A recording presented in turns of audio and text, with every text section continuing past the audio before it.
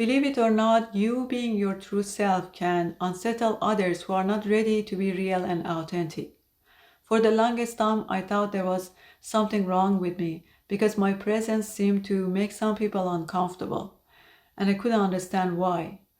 I was kind, I was respectful, and I was honest in my relationships, and I thought, who wouldn't want that? I couldn't make sense of what was happening in my relationships, other people's reaction to me, until I grounded myself in my process of healing and I started to know myself. Before that, I was kind of unconsciously real. I was just being me, and others didn't like it. And I didn't know at the time that those people were coming from a different level of consciousness and awareness. They had a different perspective on what life is about. So when I saw their reactions, I decided to change myself to fit in. And I thought I was being sociable, or I was trying to be sociable, and I was trying to blend into my environment. And that was considered a positive thing to do. But what I was really doing was downgrading myself. I didn't look at it this way at the time, but now when I'm looking back, I see that what I was doing, I was downgrading myself because I was afraid of being alone. But the more I tried to fit in, the more I lost myself. And it felt like I was a little bird with eagle's wings and ostrich's legs. I became awkward, unnatural, and completely out of place. This went on until I started my process of healing, and uh, that gave me the clarity I needed to understand what was going on in my relationships, and I could finally understand others' reactions to me. Only then I could see what was happening from a higher, more conscious perspective. And as I grounded myself in this process, I also became more conscious and more authentic, and I was at peace with what was happening in my relationships. But becoming more conscious and authentic didn't solve that problem. Actually, more people started distancing themselves from me, and it happened even faster. But this time I was different, and I was able to look at what was happening from a higher level of awareness and consciousness. This time I didn't blame myself. This time I didn't think that there was something wrong with me. And this time I was at peace with what was happening, and I didn't mind losing those kind of people. Because this time I realized that them running away from me had nothing to do with me and had everything to do with them.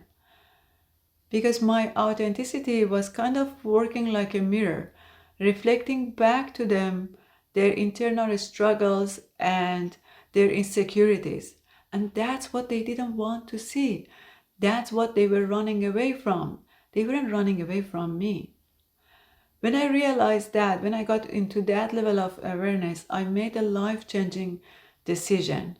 I decided to be authentic and live a conscious life no matter what, because now I knew that that's where my power and my joy is.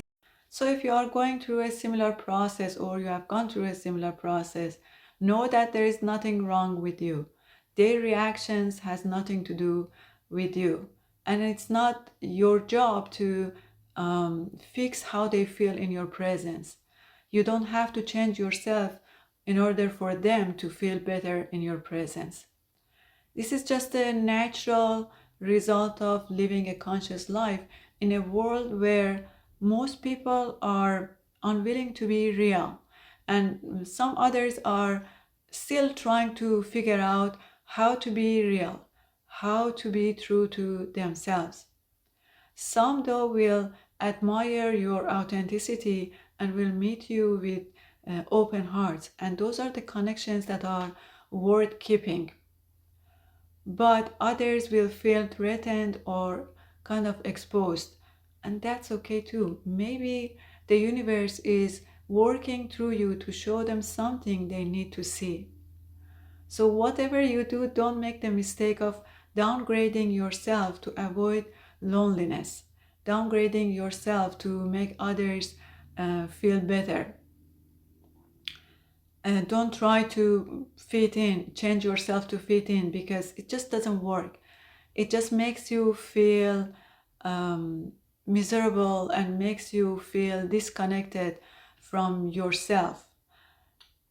Just being or living a conscious life in a world that is kind of full of masks is a kind of rebellion, but it is at the same time very liberating. It frees you from the endless cycle of cutting, stitching, and tailoring yourself to fit in, a cycle that only creates unhappiness and depression. When you think about it, when someone walks into a room with true confidence, which in my belief is the outside reflection of authenticity, it stirs some things up. Those who are struggling with their own self-worth, they may not feel comfortable because it brings up feelings of envy, self-doubt, and it makes them feel like uncomfortable. It's not easy to watch someone embodying something they desperately wish they could but haven't embodied yet. So stay true to yourself as much as you can, because the world needs people like you who are brave enough to be unapologetically themselves. And those who see your authenticity and appreciate it, and they receive the gift of your authenticity. And for others, your authenticity is a reminder that they can be true and real to themselves as well, and that path is always awaiting them. Thank you for being real. Until next time.